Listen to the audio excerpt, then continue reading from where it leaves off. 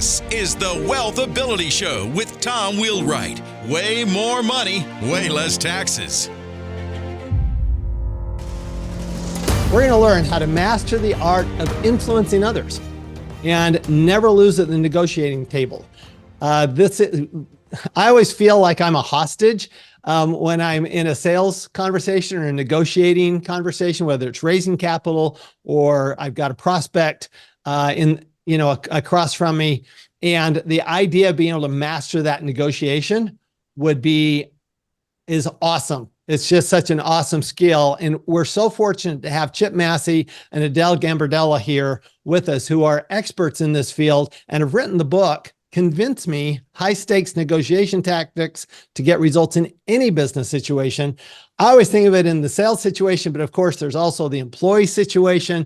There's negotiating with partners, raising capital. There's other times as well that this becomes important to us.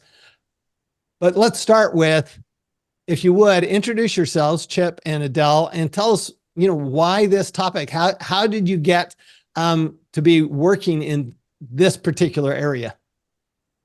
Yeah, so I help people get into the news. I help people get out of the news. I help people get the spotlight, and I help people hide when necessary. And that all takes a lot of convincing. We've gotten clients on anything from Good Morning America to the Today Show to the last season of Oprah to getting them reality shows. It really crosses the boundaries of both business know-how and what people are looking for. And so being convincing really is a part of what we do. And it's what we do as entrepreneurs, right? We wouldn't have businesses if we didn't convince people to buy from us, that we have a specialty, that we have a new positioning strategy, that they're willing to and able to want to buy, right? And that's what we do every single day. And so this just felt like the right topic for us.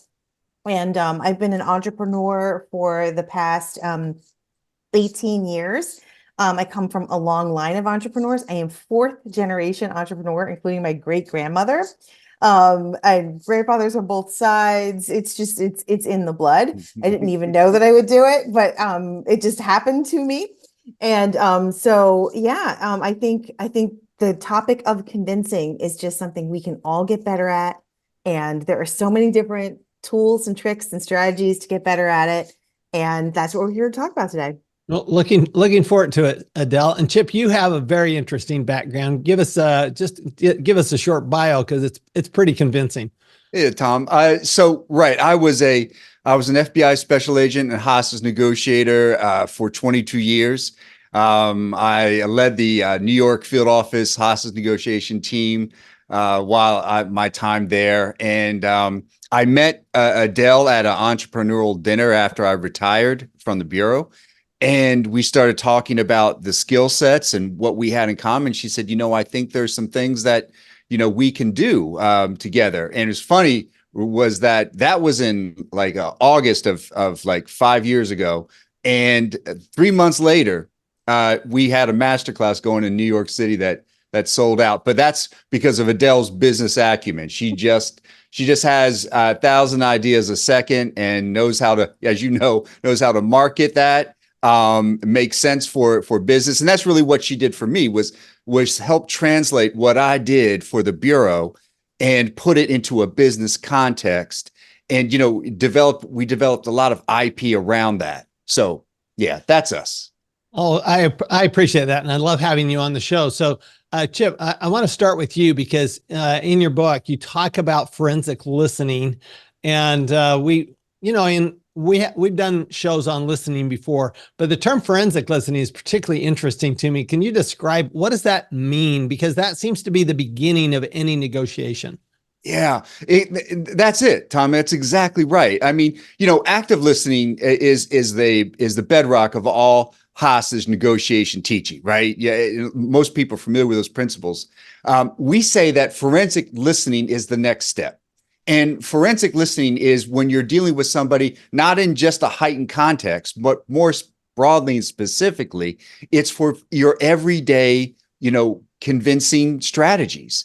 So the idea here is forensic listening.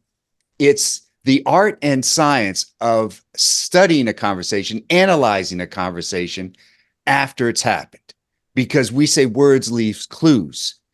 And so what we do with that, Tom, is that we offer to people when we do our, executive sessions, ways of taking notes. That is in a new kind of way, so that people are better able to understand that other person. And one of those things that we say is everyone has an unstated narrative. Everyone has thousands of tapes running in their head about things in their life, people they've met, companies they've gone through, consultants they've used. And each person has a tape about you if you're in their life.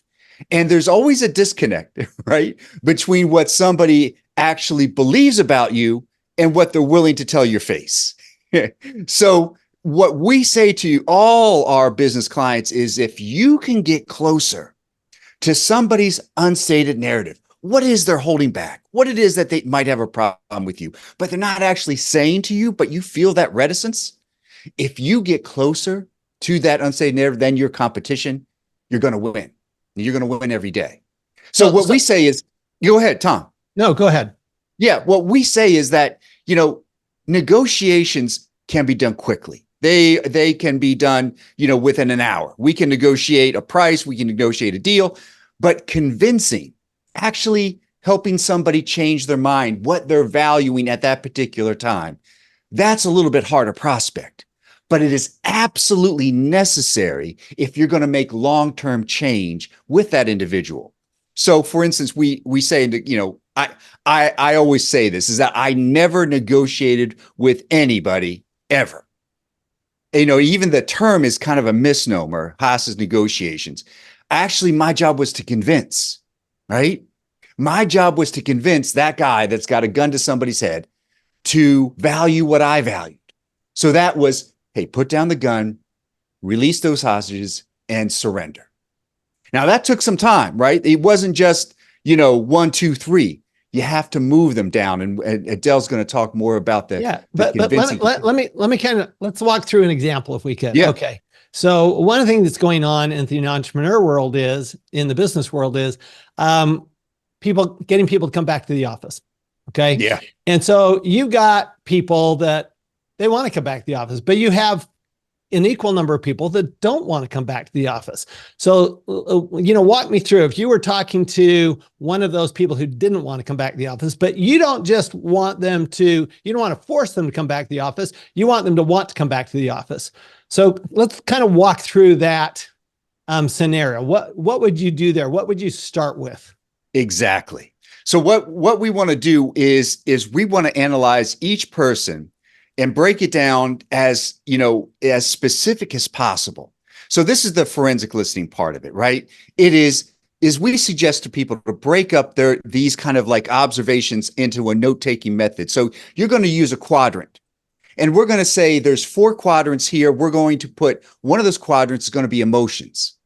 So what are the emotional reasons why that person or group of persons don't want to come back to the office? Right? You're going to label each of those down. And even what you really want to do is put down the things that are not exactly obvious. Some of the things that you're feeling that could be closer to it. All right. So you put those down in the emotions. Now, the quadrant top and to the right is going to be the themes. Now, what are the common themes that keep coming back to the return to work, right? To return to office? You're going to list all those down. And then it's going to be, okay, what's the voice saying when you're in conversations with these people? Are they going, voice, that's their pitch, tone, and cadence. Are they going up on certain points? Or are they going down and losing energy on others? So you want to make a note of that. And the other is, if you're having in-person conversations or even on Zoom, you can also have what we call body positioning, Tom. And we differentiate body positioning from body language because we say we're always people and creatures of movement. So what that person is changing into in terms of their particular movement toward you, and when they're talking about a subject, is also important, right? All these things highlight and feed off each other.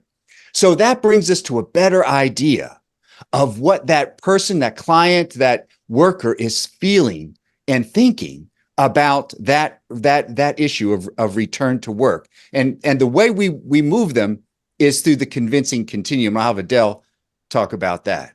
And that fourth quadrant is voice, right, Chip? That's voice, right? So if you're looking at all four of these quadrants and you're looking at a way to convince them to come back to the office, you have to say, it's like, okay, you're going to convince people in different ways, but people want to make sure that they are heard. So one of the first things we would suggest an entrepreneur do who's having this kind of problem would be to conduct a listening session inside their company. It could be on Zoom, it could be internal, but conduct a listening session, make it so that everybody can say what it is they want to say, use the skills that Chip just discussed in forensic listening, and make sure people are feeling heard and that all their concerns are heard.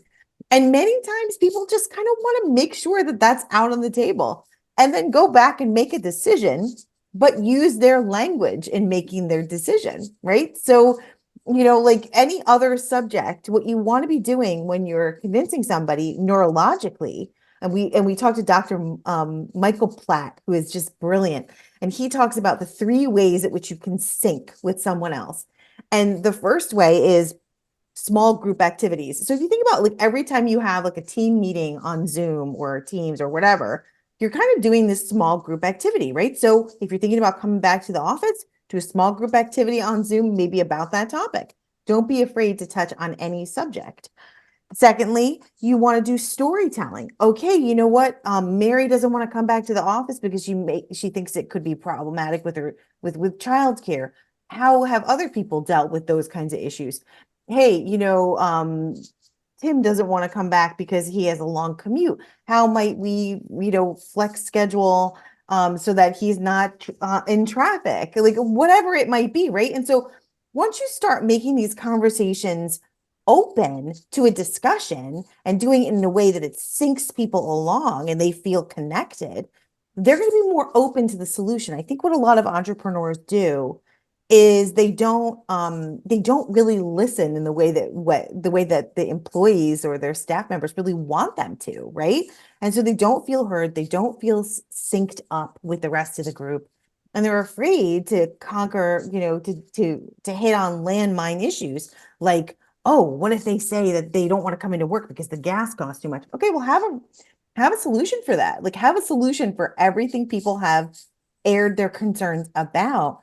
And that's going to get you really where you need to go. And then the last thing is mirroring, like mirror their concerns, mirror their language, mirror their voice, pitch, tone, and cadence. And it's going to get you, where you need to go. I love it.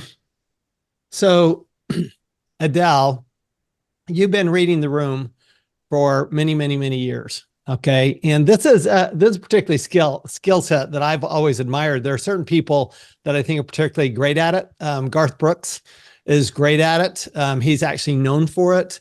Robert Kiyosaki, I've been on stage with him in 30 countries, and he is amazing to be able to pick up something going on in the very back corner of a room, and he will pick up on that energy. What is it that these people are doing to be able to read the room? Because even if you're one-on-one, you've got to read the room.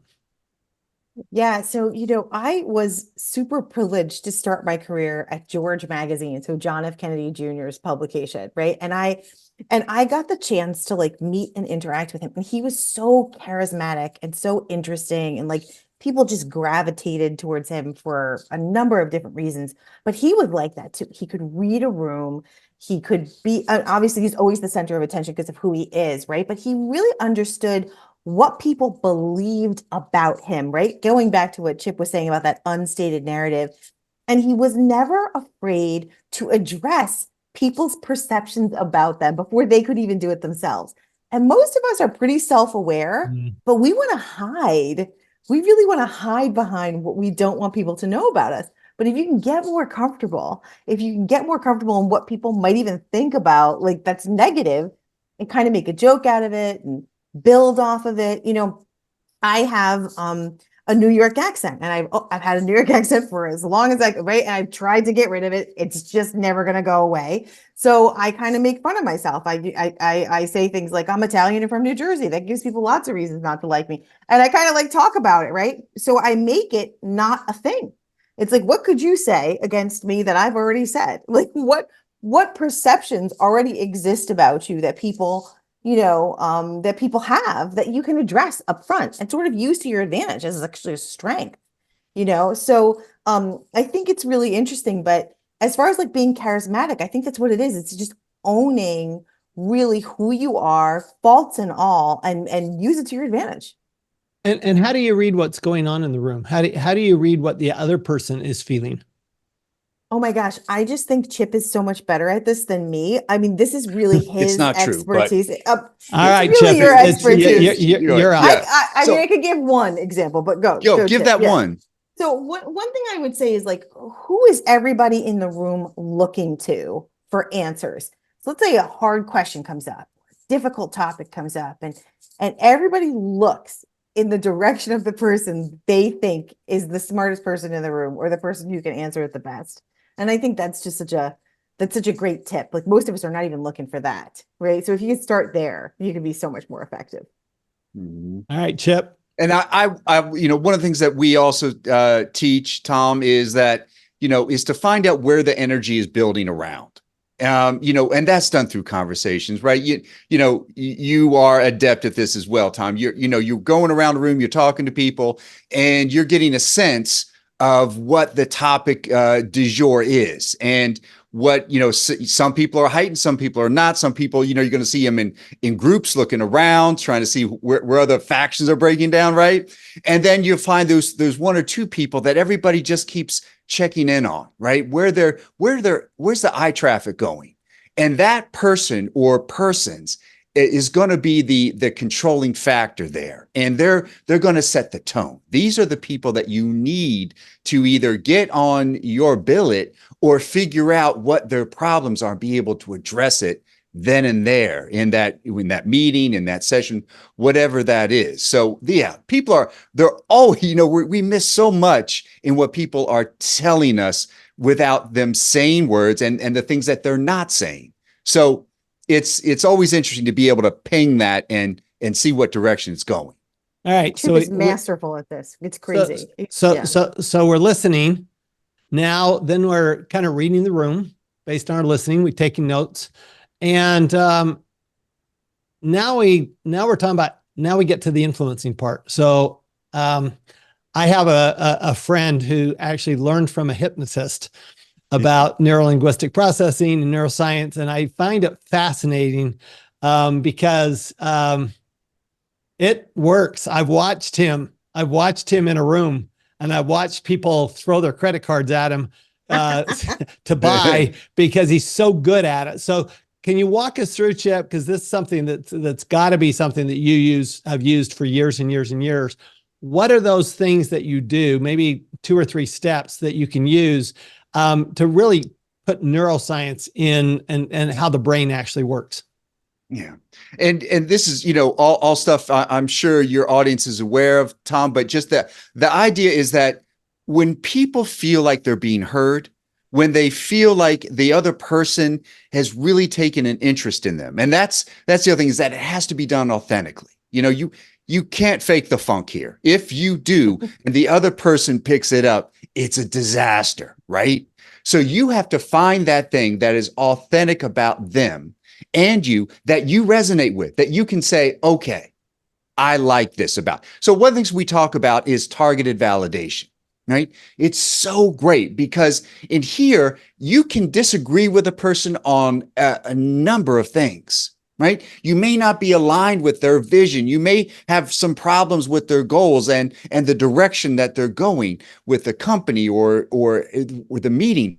But what you can do is find 1 or 2 things that you can pull out, either from who they are, what they've demonstrated to you in the past or recently, or statements that they're making at this particular meeting. And what you do with that is then you come back to them, say 2 weeks later or 3 weeks later, and say, you remember that time when we were in the meeting and a couple of people turned on Bill and they just really started, hammering away at him and that that's why things were failing. He said, I remember that you came to Bill's defense and you said, hey, this isn't all on Bill and that we have to, own this as a team and so forth and so on. I just want you to know that made an impression on me. And I know that in my individual teams that I'm leading, I'm going to use that same leadership style. I'm going to make sure that no one is singled out, or made to feel less than. Now, here's the question, Tom, is that how many times has that happened to you or I when, in our life? I mean, I can count it on one hand when somebody said, that thing that you said really made an impact on me. It's like, it's so gratifying. And what you're doing is you're not only complimenting that person, but you're also validating a behavior that you want repeated in them. So that is a persuasive kind of a convincing way of moving somebody in a direction you want them to go. Repeat that behavior, right? Oh, I love that. When you are trying to help me and my team and you're giving us more resources, yes, please, all day, right? That's really what we're talking about, convincing in the long term. Oh, I love that. So you mentioned a couple of things there. First of all, what it sounds like is you're actually taking a strength of theirs and then having them develop that strength and show that strength more rather than focusing on their weakness. Let's focusing on their strengths. Is that fair? Oh, absolutely. Right. I mean, they could even say 1,000 things that are detrimental. Let's say, they could be blowing it left and right, but they got one thing, one thing that you can extract from there and go, this, when you said this, it was so, it resonated with me. It was powerful. It did this. And that will say, oh, they like that. When people see things in us that they like, it resonates with us. It builds us up. It creates that great positive brain energy. And they're going to produce more of that because they want that feedback again. Yeah. So besides producing more of it, sounds like we're getting them on, we're saying we're on the same side here.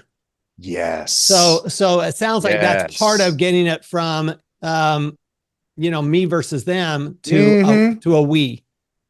Exactly. Oh, that's perfect, Tom. That's we couldn't have said it better. That's it. The collaborative mind emerges, right? And the brain loves that. It takes away a lot of the risk from our world when somebody, stands next to us, right? And says, I'm with you in this. I got your back. Ooh, that makes a world of difference in how we perceive each other. Yeah. I love that idea. And the reason I put my head down, by the way, everybody, is I'm just taking notes like crazy here. And I don't always do that, but these are so good. But I like the idea that you're taking away the risk. And that's part of, because you want them to be on your side, right? And that's the whole idea of convincing them, is that you're on my side, but you have to convince them that first you're on their side. I've got to ask the question, because I'm sure people are wondering, how do you do that when somebody's got the gun, a gun to a hostage's head? I mean, you're trying to convince them that you're on their side. Yeah. And this is so great. And immediately they go, wait a minute, you're the enemy. Yeah. Right. Exactly. And that's why we come in. And that's why I said, I never negotiated with anybody. Right. It's that I never said, all right, you got 7 hostages in there. Tell you what, kill 3, give me back 4, call it a day. Never gonna happen, right? There was no option for failure. So how do you then, like you said, Tom, convince that dude that's got a gun to somebody's head that I'm actually working for them. I'm trying to help them. And it's exactly through these techniques that we're saying is that, all right, now they might have started off by saying, I want $1 million in a jet. Well, is that going to happen? Nope. That's not going to happen. Am I going to say that? Nope. No. What I am going to talk about is, well, what's he want to do with that jet? Where would you like to go? I mean, let's, tell me, you've got an idea about this, Stan. Where do you want to go? Where would you go if you go on a jet? Right? So you talk about those things, you talk around those things, you want $1 million. Whew. I got to ask you, what would you do with $1 million? Right? If you had it where would you spend that money for? So you working them down, right? But the idea here is that I'm also focusing them on the possibilities here. And they have to for a hostage taker, it's different, right? Because really what I'm showing them is how small their world is right now. They think they started off maybe perhaps really big. They think they're in power and they're not. Exactly. So what do? I'm going to give them a chance to talk all about that. And then there's going to be times when I'm going to subtly remind them of some things, right?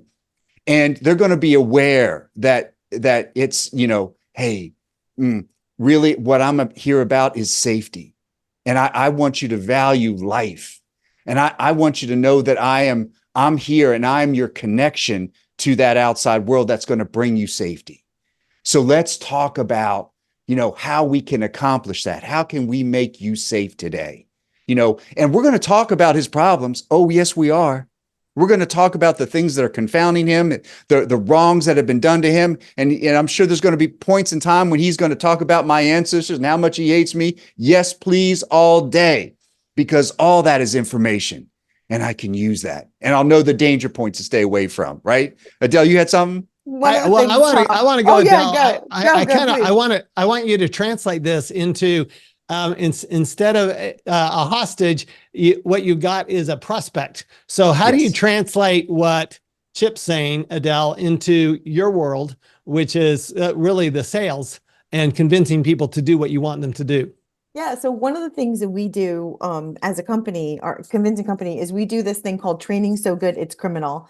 And essentially what we do is Chip takes people through with an Emmy Award-winning nominated actor, and we do role plays, and we actually take people through a hostage scenario. We get them on the spot. We teach them these techniques that Chip knew for all his years in the FBI, and we get people to do it live right there. And one of the things Chip always says is like the hostage taker was like so in focus for him that people who are being held hostage come out and want to kick his butt because like they were like, why did you worry about us? Why weren't you worried about us? And, right, Chip? It was like you were focused on that hostage taker, getting the hostage taker to believe what you believed, right?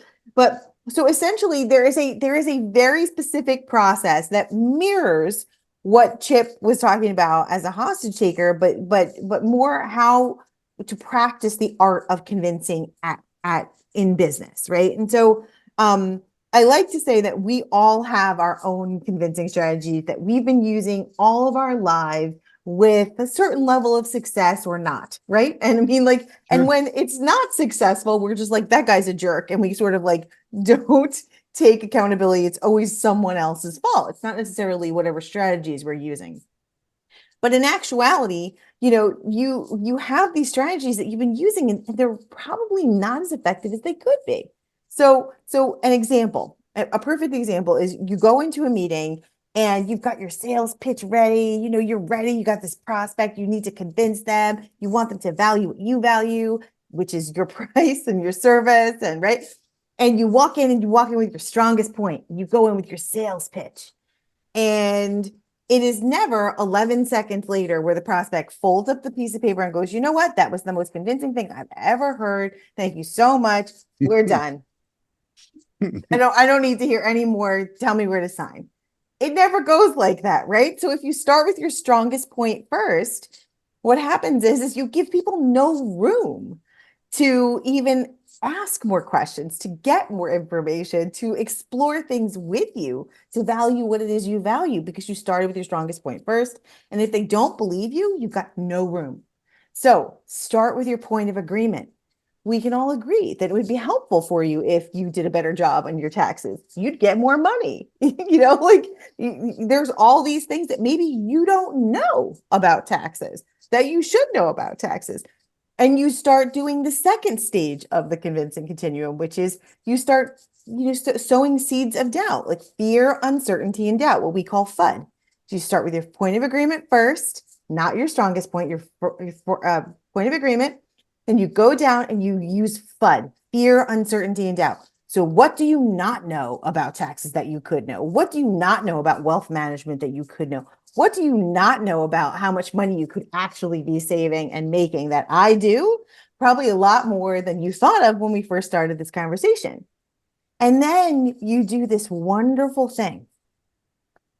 You have to give them something to think about. You have to give them something to challenge their belief system about what it is you offer, and you've got to stop there. We call it the convincing cliffhanger. And the reason why we call it that is because what we want to do is give people just enough information that they start to question what they believe is true. And they want to start seeking other answers. And by the way, you have those answers. You just happen to have them ready for them. And you are then making them think about things in a different way and thinking about things in a new lens. And all of a sudden they come back to you and they've started to unfreeze their cognitive biases. And they're now more open to the idea. You give them mitigation. You give them a way of saving face so that they can ask you better questions. And that's really what it's all about. It's this exciting process that really works well. I love it when I have guests that give specifics, and there's so many specifics. And of course, everybody, seriously, get the book, convince me, get that book. But if you could summarize just like, what are to you the top 2 or 3 things that we ought to be thinking about? Because we can't think about all these things all at once. It's just too much. It's overwhelming. So if we were to pick, say, 2 or 3 things, what would they be, Adele? Absolutely. So one is just to think about the biggest barrier to convincing anyone of anything is their certainty on whatever topic you're talking about, right? Their certainty is your biggest barrier to entry, biggest barrier to convince them, biggest barrier to sell them. So just take a piece of paper, right? And think about what are people certain about that isn't correct about what it is you offer, what it is you sell, what your service, and make that list and go down and actually have a marketing strategy that addresses each of those points of certainty or uncertainty. And you will be so much better than anybody else in your field, because most people don't get that granular. If you can convince on that level, I mean, people will just be blown away by your level of expertise. Really focusing on their certainty that is false. Exactly. About what you do, which is a good example would actually be, my profession, because people are so certain they know what a CPA does. Yeah. Right. They're so certain that they know what the price should be or what the service should be. And so focusing on those certainties and going, well, wait a minute, can you sow doubt in those certainties? Am I getting that right? You want to sow doubt about those certainties. Absolutely. And then if you have, the thing about it is convincing does require discipline, right? Because if you go too far with what they should believe, and you're too obstinate about what they should believe and what they should be doing and what they should be buying because they're going to get it wrong, all they're going to do is reject your ideas because it's counter to what they believe. Yeah, it's a push. It's a push instead of a pull. Exactly. And what you want to do, because intelligent, intellectual people who you're probably selling to, they want to form their own opinions. And if you force something on them, they won't buy it. They won't believe it. And so they've got to come to it. And it does require discipline. And if you're a salesperson, you want the sale. You want to close the deal. But you're going to miss so many opportunities for long-term relationships that actually wind up making you more money. I mean, I've been in business for myself for 20 years, and I can tell you this works. If you sell hard on that first call, I mean, it's not to say that you shouldn't get the second meeting, because you should, right? You should always have what's that next meeting going to be? But you've got to not push people so they reject your idea. Otherwise, you're going to have a lot of first calls and not a lot of second calls. And that's what happens to a lot of salespeople. Yeah. And that's what they do wrong. Sounds a lot like what David Sandler used to say. People hate to be sold, but they love to buy. That's right. So it's really making them want to buy it as opposed to trying to sell them something. So good. I mean, I think Sandler is just, some of the principles in Sandler are just brilliant. But I think what we've done is we've sort of modernized what Sandler recommends, right? Because people just don't buy like that anymore. I don't think, right? They have a different strategy. They want to do research. They want to go and find it for themselves. They want to feel like they're discovering something. I think that's the difference between old school sales techniques and new school sales techniques. They've got to discover it on their own. You have to facilitate that discovery, in other words. Yes. Yes. I love that. So Chip, final words. Yeah. I just think one of the most important things for people is, and it's a phrase being used a lot today, but if you are curious about another individual, if you are, truly trying to understand that person in a way that, the world isn't, so much of the people that we encounter today, Tom, this is that there's so little time given to developing relationships and understanding another person's viewpoint, and be willing to listen and seek out that understanding, that commonality, because otherwise, people are just, adrift out there without anybody, paying attention and trying to get to their heart of their matter. So I would just say, if you want to be more influential to somebody, understand them better. Yeah. I love that. Final words, Adele?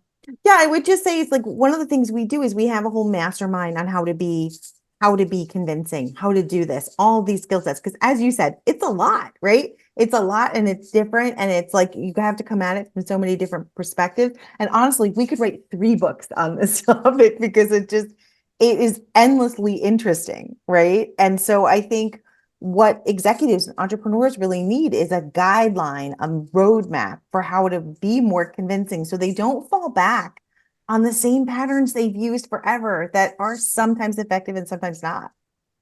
I love it. So the book is Convince Me, High Stakes Negotiation Tactics to Get Results in Any Business Situation by Chip Massey and Adele Gambardella. So great to have you. There it is. So great to have you guys on our show. And this is really the big lesson that, when we start using, and I like this whole idea of when we start caring about the person we're negotiating with, and we're actually listening to them, and we're actually doing this forensic listening as you're taking notes, as I was taking notes.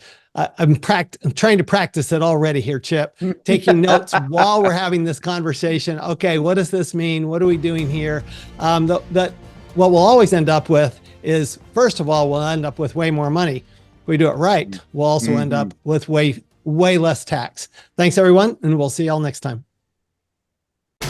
This podcast is a presentation of Rich Dad Media Network.